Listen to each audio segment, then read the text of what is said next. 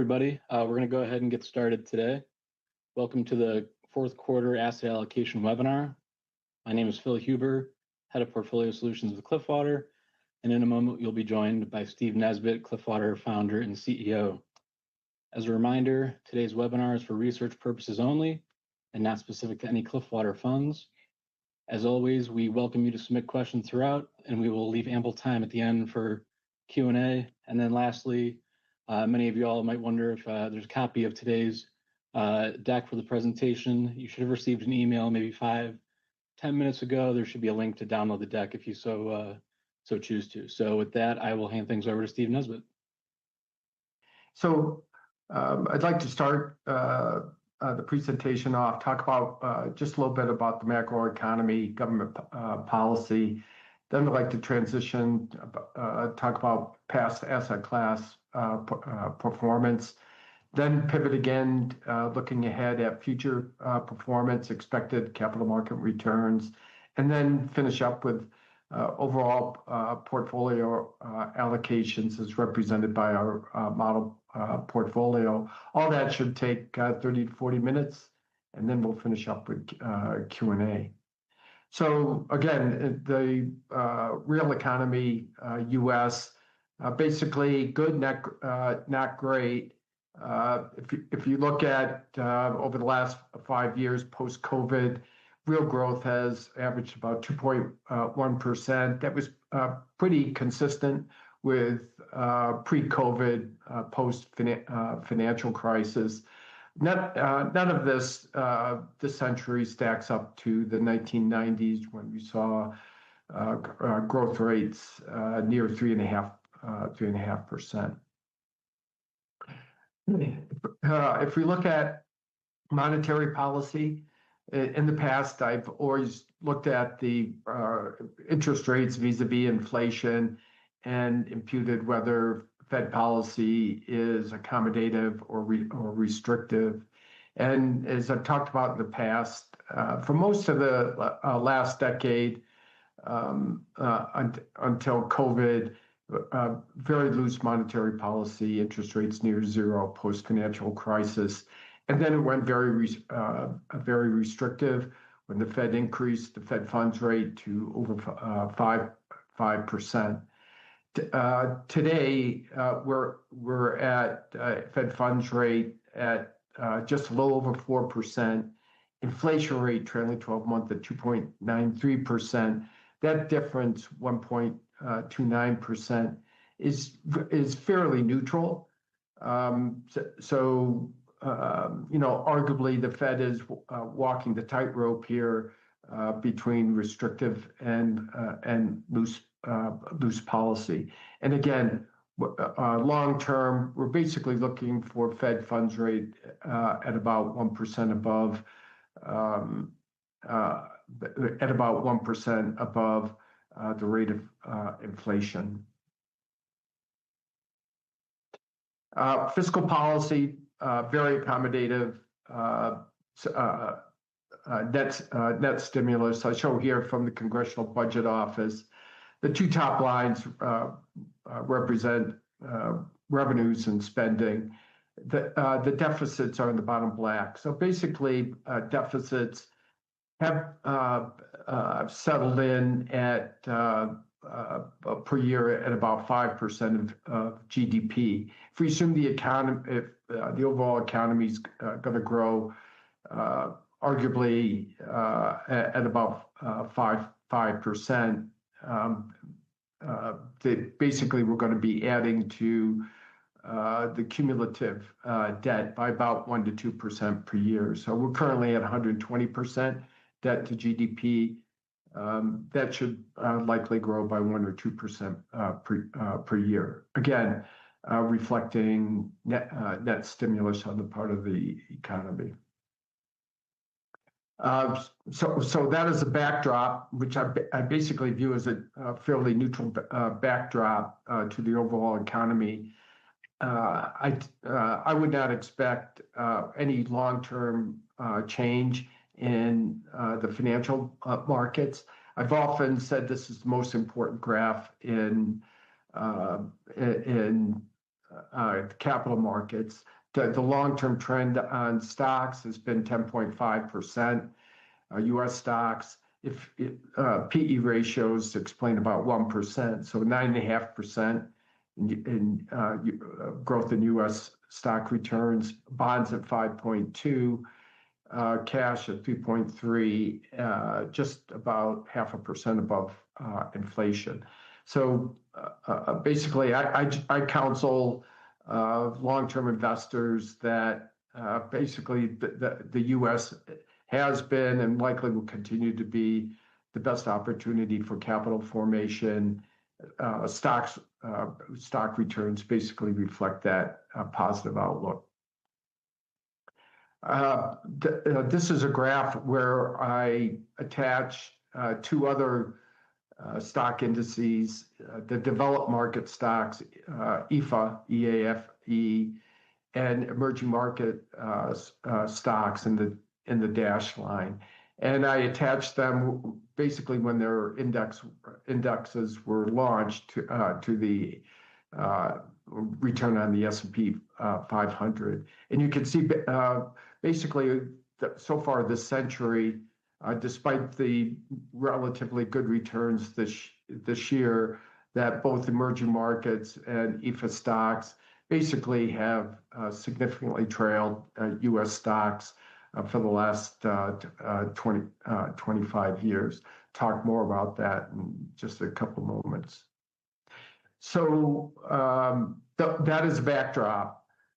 What do we, when we're talking about asset allocation and asset class returns, I often start with, hey, what's our benchmark? What are we looking for in terms of return? Then we can look at what's being offered in the marketplace and note those differences, and maybe that represents overvaluation or undervaluation. So let's start here on the left. Basically, our view on inflation is about 2.5% long term. The break-even rate, as we'll report shortly, is more on the order of 2.3% today, but basically let's call it 2.55% for argument's sake. We're expecting cash about 0.5% above that. You know, I went through the historical numbers on the prior slide. Bonds, we're looking for an additional 1.5%. That's, as I'll show later, that's a little bit disappointing. We're not at 1.5% today, so you're perhaps not getting paid for duration consistent with the historical average, so you may continue to stay away from that. Stocks, 3.5% over treasury bonds, over 10-year treasuries. We're about there. So basically, while we had leaned into stocks for most of the last decade, we're neutral on the stock bond spectrum today. I'll talk more about that. And then private equity, we're expecting a 3% delta for private equity. I'll talk about the prospects for that also in a little bit. Public credit, we're expecting a 2%, or we'd like to achieve a 2.5% delta over treasury bills. Right now, that's a little bit problematic. That's more on the order of 1.5% to 2%. So perhaps public credit, particularly the spread side of it, is a little bit short of what we would expect or demand. Private debt, delta at 4%. We continue to expect that delta over public credit. I'll show you how we get there just in a little bit. High yield bonds, probably somewhat overvalued. Again, like public credit, leveraged loans, we expect 2.5%. That's problematic today. It's probably more on the order of 1 to 1.5%. So maybe you don't want to lean into high yield bonds. The delta on infrastructure is 2.3. I'll talk about, 3.0. I'll talk about that, and 2.5% on hedge funds. So in both those asset classes, we think we are at those spread levels. So anyway, That represents what we would identify as normal, given historical relationships. And basically, we're close to normal, except for a couple of these asset classes. And where we're not close to normal, as for example, in public credit, we're within earshot.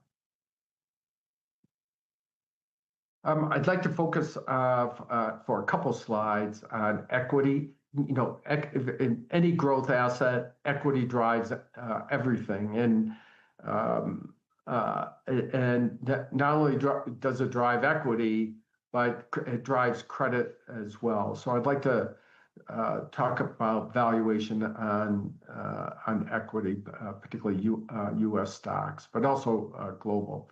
So in the upper left-hand title, yield equals dividends plus buybacks. So a lot of people just look at dividend yields. Buybacks play almost an equal role as dividends in terms of cash flow to investors. And so I show here for a 15-year period, this is post-financial crisis, what type of cash flow is being offered equity investors. And I divide the equity world into the U.S. and non-U.S. Those are the shaded areas, and then break it down further into, I broke the U.S. down into Mag 7 and X the Mag 7, and then different regions outside the U.S. And it's interesting that when you look at this 15-year period, actually the U.S. has delivered higher yield than the non-U.S. markets. If you look at the right-hand column, the total yield combining dividend and buybacks, 4.34% for the U.S., 3.09% for the non-U.S. And basically what's boosted the U.S. over the non-U.S. is buybacks, 2.19%. Actually, U.S. stocks provide greater cash flow to investors through buybacks than dividends, whereas outside the U.S., buybacks represent virtually zero. In fact, emerging markets end up being dilutive. They issue more shares, issue more new shares than they do have buybacks. But anyway, I just wanted to talk a little bit about total yield and the composition of total yield. Okay, so I did that. If you look at this table, I apologize for its complexity, but same decomposition of the equity markets. I talked about yield.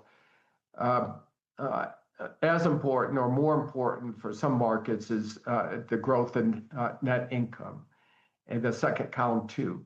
And if you look post-financial crisis, I think many of you know this from a number of other sources.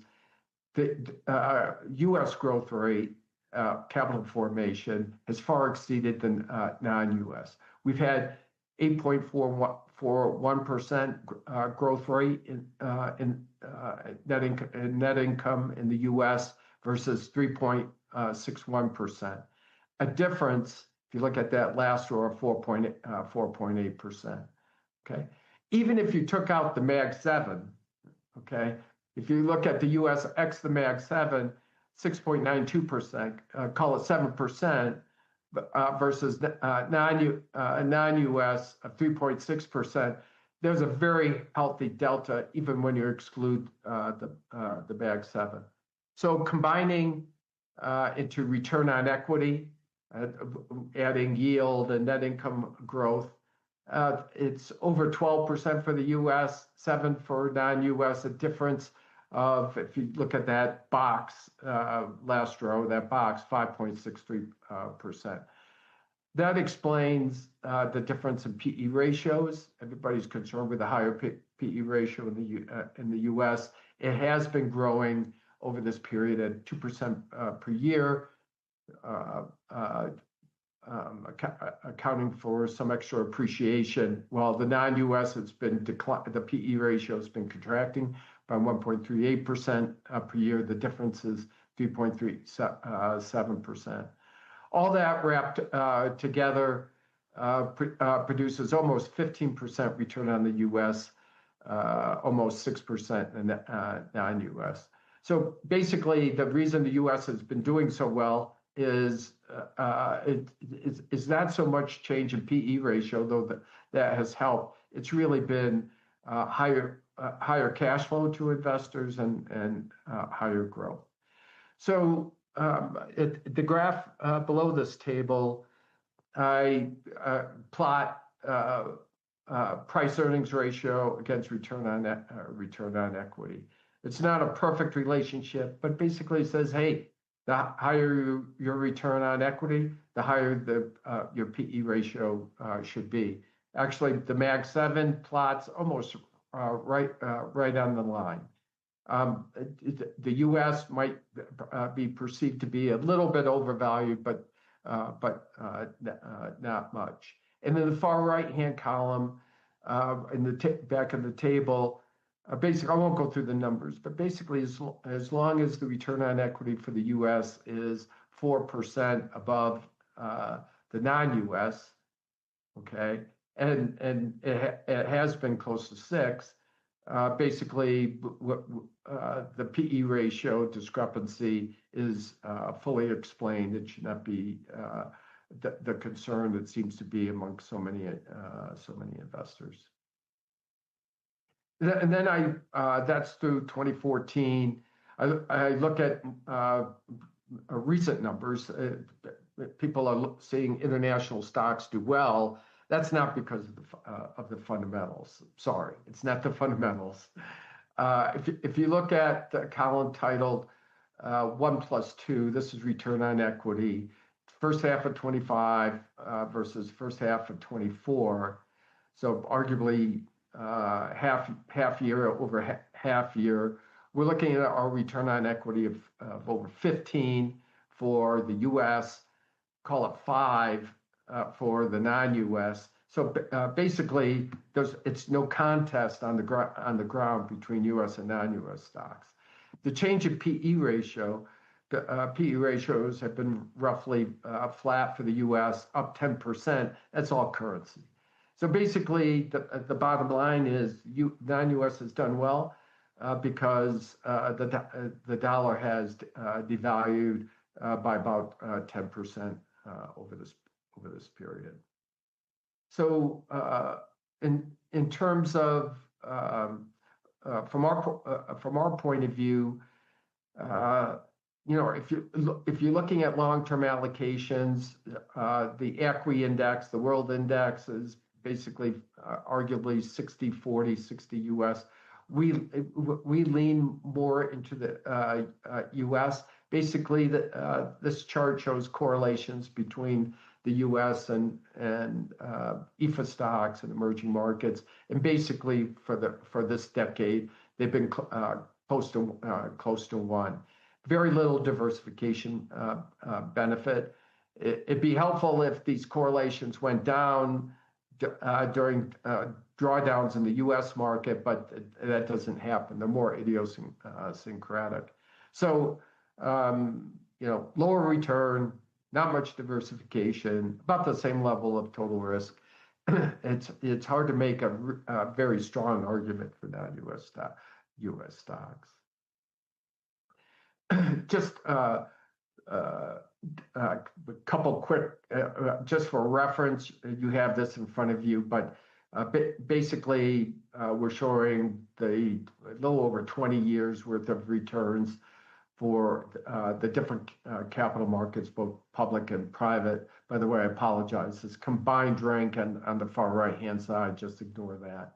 But basically, our emphasis on private equity, particularly buyouts and direct lending, private debt through the Cliffwater Index and the Cambridge Index. Basically, these are very high-ranking return to risk asset classes. And then we show this in graphically, return versus standard deviation and return versus beta, stock beta this next slide. Again, well above the capital market line. I wanted to show on slide 15 the performance over roughly a 5-year period for privates versus public, both real estate, private debt, and equity. And there's been a lot of focus on this, particularly because of BCRED.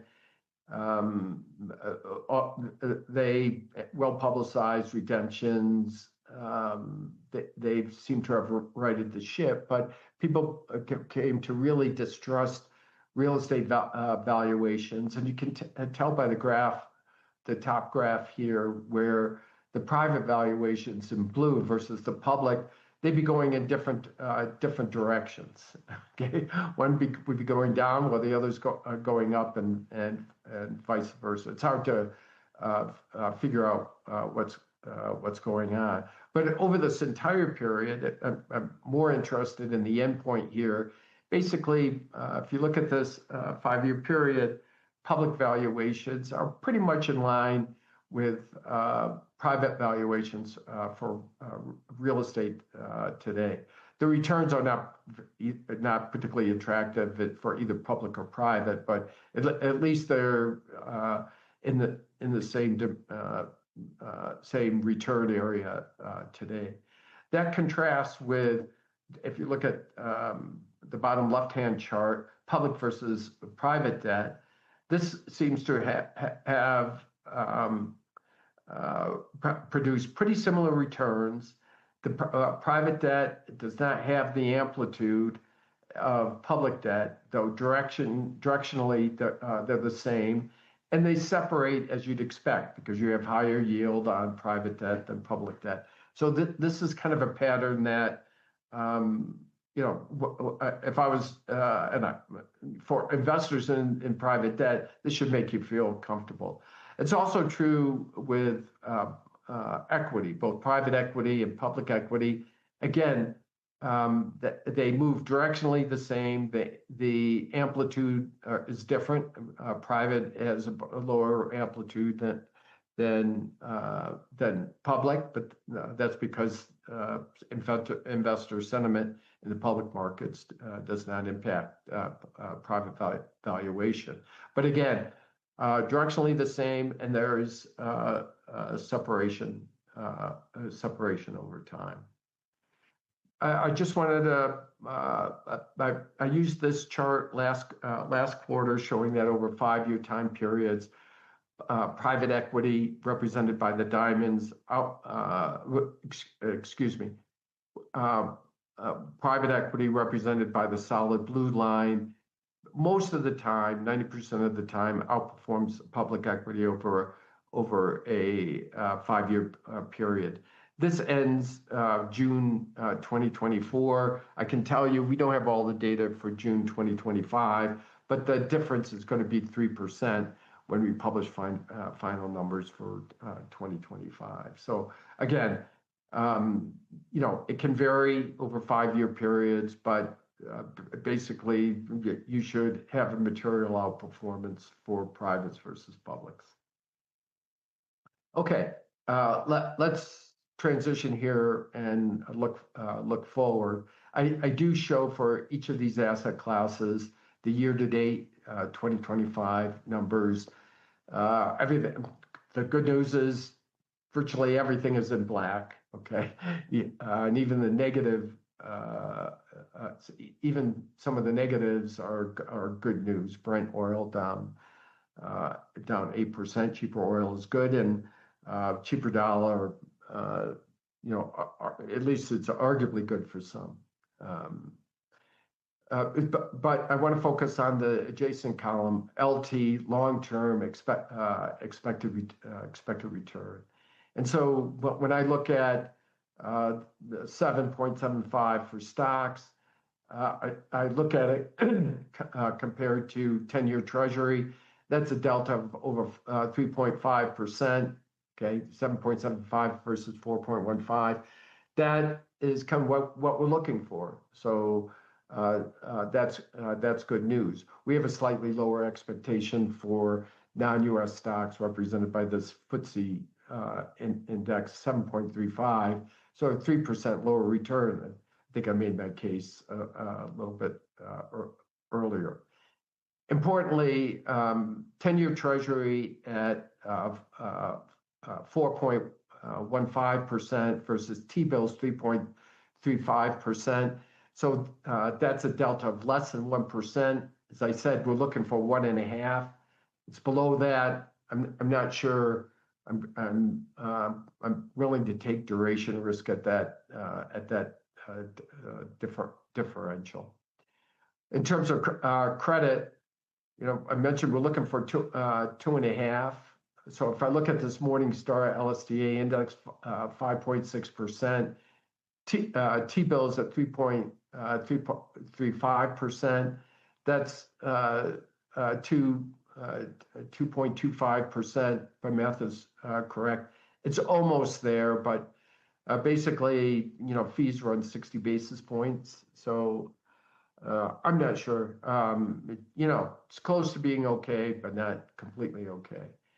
Bloomberg High Yield, 5.55 versus 10-year Treasury. Again, you got duration risk here. It's about 1.25, so it's half of what it should be. And so, I wouldn't be a buyer of high yield bonds now. Looking down at these other alternatives, I just wanted to focus on the bottom three in the alternative category. Basically, we're forecasting 10.60%, basically expecting a 3% return spread. I think that's well substantiated by the historical record, and that's why we're very much lean into our Cascade product. Real estate, based on transaction cap rates, we're expecting 7.4, levered 8.4%. Historically now, if you look in the year-to-date column, it's not year-to-date, it's the trailing 12-month ending June. That's the notation and the superscript. Basically, they're positive now. That's good news. Real estate, you're not losing money. You're not making much, but at least it's positive. And on the private debt side, we're expecting just below 7 unlevered over 9 levered. The historical numbers, if you look at the 12-month adjacent to our long-term numbers, 10 and 8%. So very consistent. Our numbers have gone down a little bit because of expected drop in reference rates, and number one, and spreads are not as high as they were several years ago.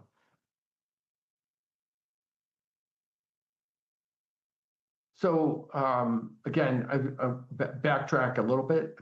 I was saying that we like the spread between stocks and bonds. Again, I talked about the last decade. We definitely leaned into equity. And if you look at the shaded area, for most of the century, the spread looked pretty attractive and really attractive post-financial crisis up until COVID. Today, that spread is 3.61%, just slightly above the 3.48% average. So basically, our view is, hey, if your normal mix is 60-40, we don't see any reason to have an actual mix much different than that. Okay. The next slide, I just threw this in here because everybody's asking about gold. So gold is a very interesting commodity. Most commodities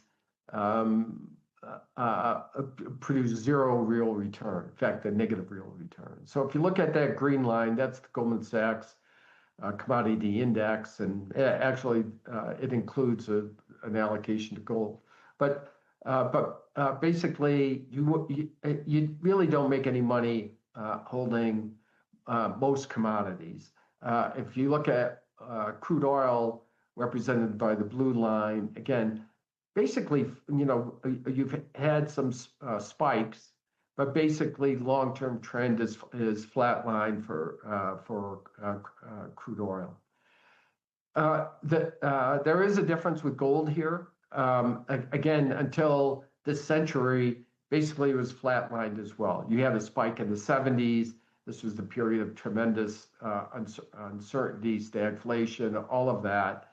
And gold spiked, but then it fell back down to basically a zero real return. Okay, now we've seen, probably because of questioning of the dollar as a reserve currency, international banks are and governments are buying gold. I think I heard someplace that their store of gold now exceeds their holdings of dollars. But anyway, incredible peak here, and I think people are trying to figure out directionally where this is. But if you look just in the rearview mirror, unless there is a fundamental difference in the U.S. economy and status in the world, a significant difference, it's hard to justify the level of prices you're seeing for gold today. In terms of, and I'll just wrap it up here, try to stay close to my 30 minutes. Just about 2 years ago, said, hey, if we kept being asked about a model portfolio. So I know many of you have multiple model portfolios, but we try to have one shoe fits all, which it doesn't fit anybody, but one model portfolio. And so on the public stock side, we 40% public stocks. We really have leaned into U.S., made a change about a year ago. Wasn't timely, but basically high emphasis on U.S. stocks vis-a-vis non-U.S. stocks. That seems to be not what people are calling for these days, but at least based on our analysis, we like that division.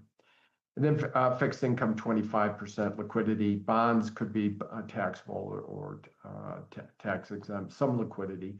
Private debt at 20%, and private equity at 15%. All of that over this period on the right-hand column, using the benchmarks just to the left of those annualized returns. Basically, model portfolio return of 15.9%. And from our point of view, if you look at the comments below, that's a 60-40 portfolio would have been 12.3. So basically, we're delivering 3.5% delta, and we've always argued that what we're looking for with alternatives, okay, it is a delta over the public equity equivalent, something significant. 3% would be very significant. And then that last point, basically a 5% delta for the private assets versus the public assets. So basically, I think the expectations we've set over a 20-year history as Cliffwater, being focused on alternative investments, so far that has delivered. So with that, I'll turn it back to you, Phil, to sort out the questions.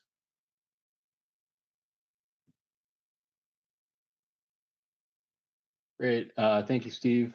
To start things off here, I want to try to blend together a handful of questions that came in that were pretty related to one another. First Brands bankruptcy has been in the news quite a bit the past few days.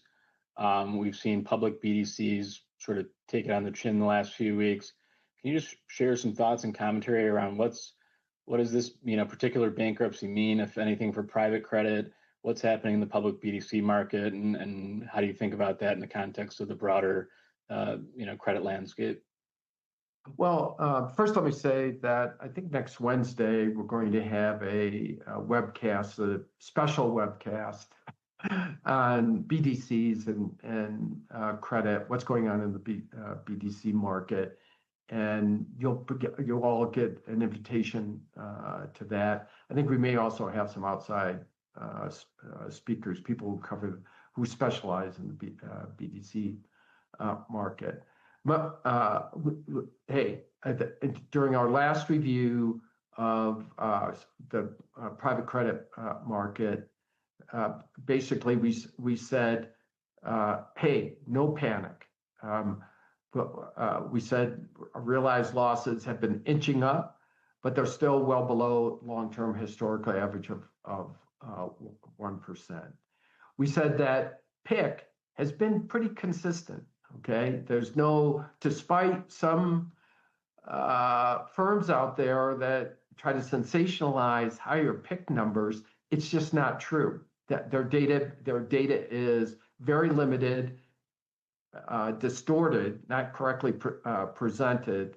PIK has been very, bottom line, very stable at 7% of total income. So if your total income is 10%, 70 basis points is in the form of PIK. Third, non-accruals, okay, are historically low, half the long-term average being over 2. Accruals, as of our last reporting, June 30, were 1.2%. So, hey, there are always going to be problems. It's credit. There's no good news in credit, but basically there is no reason for any fear mongering.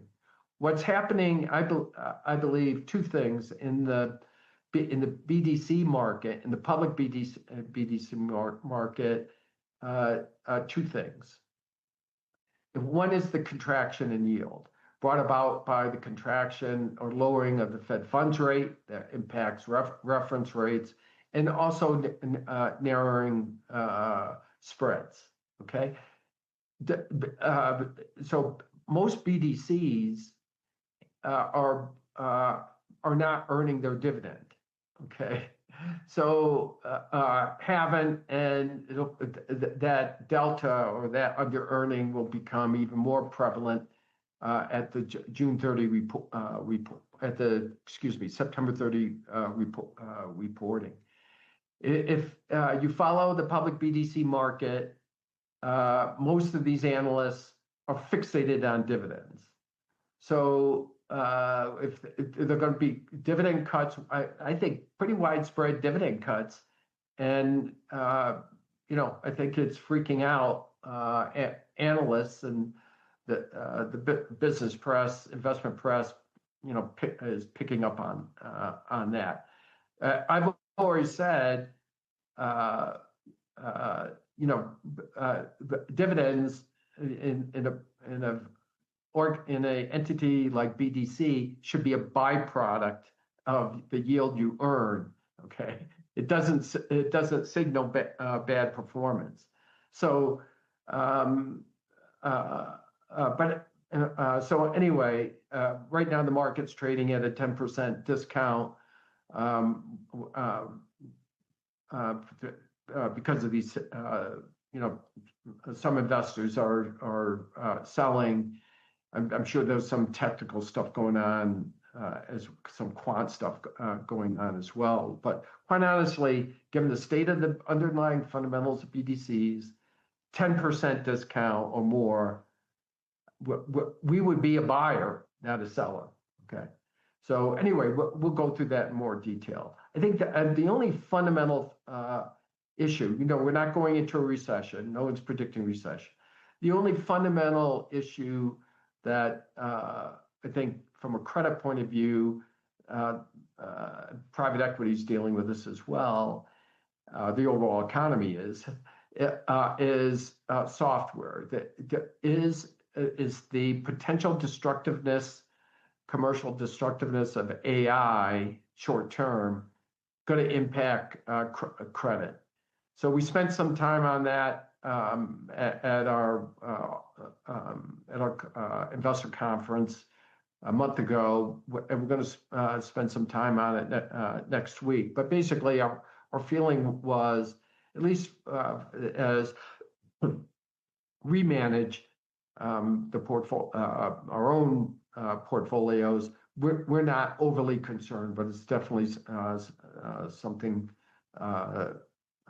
to look at. So, no, at one big conference several years ago, when people were talking about dividends, potential cutting for dividends, I said I was on a panel. I said at the conference, "Gee, when I went to business school, Modigliani and Miller said dividends don't matter."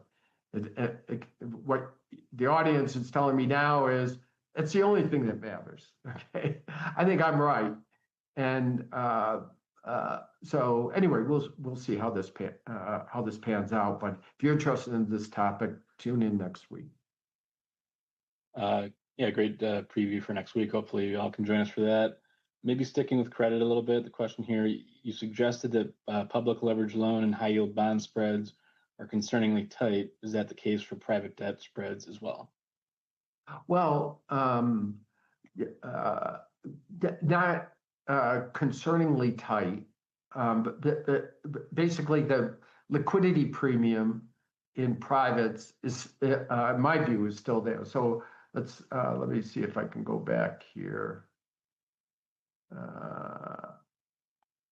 Yeah. So look at our expected returns here. So basically, if you look at this column, the private debt row, basically we're at 6.95. Let's just call it 7. Okay, expected return for unlevered private debt. You know, that's with fees and expenses. Okay, and we're looking at above. Let's look at the credit row, public credit, the Morningstar, 5.6. Basically, your expense ratio for public credit is about 60 basis points if you're buying the ETF. So basically, it's 5. So I'm talking about 7 versus 5. That's a 2% delta over public credit. Okay, net. Okay, and that is that I view as the liquidity premium, and it's been higher, but I don't consider that particularly unattractive. Well, while I was negative on high yield bonds, basically that 5.6% Morningstar number versus Treasuries right above that, that's 2.3%. So I don't consider, versus levered loans, I don't consider levered loans particularly overvalued or the spread too low. It's below the average, but not much. I do have a problem with high yield bonds today. So I expect private debt spread over public debt, public credit to be attractive. Okay, 2%, and I expect the public credit over T-bills, 2.5 before fees, 2 after. I don't think that's too bad either. I wish it was higher, but I don't think it's. I think it's well worth the risk. So on a levered basis, of course, private debt is you can still have a very low vol with a full turn of leverage. So with the full turn of leverage, and at regular fees, we're projecting 9.15%. So, at 2% delta on top of unlevered. So 2 plus 2 plus 2, 6% delta on T-bills. So I consider that, that's equity level or better. So I'll also say that we're not talking about our funds here, but basically, our view has always been we can through our strategy reduce fees, et cetera, et cetera. So we can do a 9% return without levering 1-to-1. Thanks, Steve. I guess sticking with fixed income a little bit, on the public side, would you expect spreads to remain lower there longer term due to impacts on the U.S. deficit on Treasury yields? In other words, if you look out further on the maturity curve for Treasuries and absolute yields are higher, are investors going to continue to be willing to accept lower spreads because the all-in, yields are meaningful enough? Yeah, maybe. Tandem. Also, there's some talk. The answer is I'm not sure. I can only speculate. There's also this view that corporates, the best corporate issuers of debt in the U.S., may be a good hedge against government debt. So, the answer is I don't know, but I can speculate along with the best of them. Okay. Why no real estate or infrastructure in the model portfolio? Well, I think that question's been asked before. I'll give the same answer. Real estate is still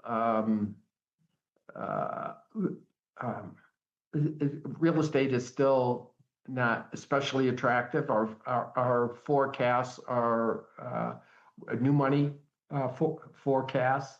So these yields, cap rates are new transaction cap rates. They're not legacy cap rates. I think real estate still has a legacy problem. So, but it basically comes down to, hey, is there a product out there we can latch on to with a back book that we think's attractive now, and we're just not there. Infrastructure, at the institutional level, we like infrastructure. The historical returns have been 9 to 10%. We like that, but I'm still struggling to find a vehicle I can put in the model portfolio accessible by retail investors that we feel good about. So, I mean, both categories at some point will go in, maybe in 26. But I'm struggling to get an investable way to play both infrastructure and real estate that makes sense. I won't read this whole one, but there was a Bloomberg article recently where it's a kind of a fun data point, I guess, is there are 19,000 private equity funds in the U.S. There are 14,000 McDonald's in the U.S. How can there be more private equity funds than McDonald's? What do you make of this? Are these numbers real, or is that distorted somehow? And how does that impact, if anything, the private equity asset class as it continues to mature? Yeah, there are not 19,000 private equity funds. We have that number. I didn't see that Bloomberg article. It was a quote from someone from KKR, was the source of the quote in the article. But I think what my guess is that they're including like every vintage from each private equity sponsor and maybe a lot of very small funds or independent sponsors. I don't think that number is particularly reflective of the true institutional private equity market opportunity set. Yeah. Not to say there aren't a lot of private equity managers, but on its surface, the number seems a tad inflated. Yeah, it doesn't make sense to me, but I don't know. Yeah. What are the risks and trade-offs of holding private equity through an evergreen structure relative to a more traditional drawdown partnership type vehicle that has specific fundraise vintages and longer lockups? Well, there are two things. But the great thing about an evergreen fund is it gives you much more liquidity. Okay, we've cited the advantages of evergreen, much greater liquidity than a drawdown fund, instant investability. Okay, you don't have these undrawn commitments, and simplicity. You don't have the complexity. Okay, to diversify, you got to have multiple drawdown funds, which is an incredible challenge for an individual investor or an RIA. Those are the advantages. The potential disadvantage or risk that are not in a drawdown fund is one, valuation. So if you don't have a good valuation methodology, okay, you're taking in daily money or monthly money. If you can't get a price that everybody embraces, feels good about, that's a negative. The second negative is liquidity.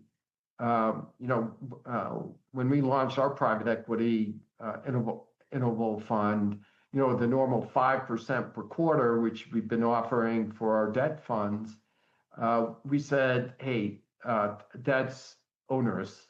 And we need investors in our private equity fund that have a longer duration, don't need as much liquidity, have a longer time horizon. So we did 5% 2 times a year. Most of them out there, our competitors, are 5% per quarter. We don't feel comfortable with that. So anyway, that's the trade-off. There are advantages and disadvantages on both sides. Question came in around taxes, and in particular, they're using the example of an ultra high net worth client in the state of California. What might how would that impact your model portfolio? And maybe for a future webinar, is the assumption that model portfolio is looked at or weighted upon a pre-tax basis, and what, if anything, would that change on an after-tax basis if you assume someone in the highest marginal tax rate? Yeah, so taxes are hugely important in any model portfolio, and it's going to impact not only the allocation, but how each asset class is implemented. I'd be shooting from the hip right now to go through that, but obviously the bond strategy would differ. And so would the stock strategy would differ as well. And anyway, I'm sure many of our viewers today are aware of tax harvesting, loss harvesting, and all of that. But it's been asked on a couple of calls. Maybe I'll do a California model portfolio. Excellent. The 3% private equity return premium. Can you talk about either both historical and prospective source of that 3% return premium? Is that purely an illiquidity premium? Are you accounting for any potential alpha from manager selection, or is that a separate consideration? Maybe decompose that expectation a little bit. Yeah. So basically, the 3%. Let me just say the 3% is something. At least when I started my consulting career 40 years ago, basically our thought was then that is the level of return, that delta is the level of return that should compensate an investor for forfeiting liquidity and also earning a little bit of alpha. The vast amount of data since over that period of time has said, hey, the liquidity premium looks to be about 2%, okay, per year. If you can pick better performing funds, okay, than the average, that should produce another between 1% and 3%. So basically, we've argued that private equity, the gift is a 2, and the alpha is what we're hoping for is 1 to 3%. So net total of 3 to 5%. Okay, we're running up against the hour, so I'll do one more question here. You had a slide pulled up, maybe if you don't mind going back to it. It was the one with the correlation of EFA and emerging to U.S. stocks over time. There you go, that's it. And I think the viewer noted, it seems a bit lower now. Any thought? I mean, obviously, these correlations move around quite a bit. Is it as simple as, hey, they tend to be moderately or lowly correlated in normal times, but when you want and need diversification the most, that's when you see those big spikes, and it doesn't really help you out much as an allocator? Well, maybe I'm too influenced by my legacy, but basically when international stocks came in, were presented as a diversifier back in the 80s and 90s. If you look on the left-hand side, basically, oh, geez, the correlations are average about 0.4. This is a tremendous diversifier. You got to go in, even if it's the same level of return, expected return, you got to go in, okay? And since that time, it's basically, I would say the correlations average 0.75 to 0.8. And honestly, private debt is a better diversifier against public equity than something like non-U.S. stocks. So I look at the right-hand 2/3 of this century worth of correlations is pretty high myself, and the drawdowns have to do with idiosyncratic events, have to do with currency, or hey, Europe has the Euro crisis, which is unique to Europe, or the events that are unique to the U.S. So I don't know. I'm not over impressed with the correlation numbers starting in 2000. Okay. I know a number of you had questions we weren't able to get to today, either just due to time constraints or if there are specific questions around our funds, which we can't get into on these asset allocation webinars. Our team will follow up with you shortly on those. Steve, any closing thoughts or words? No, thank you for your interest. Thanks for attending. Sounds good. Thanks, everybody. Have a great afternoon. Take care.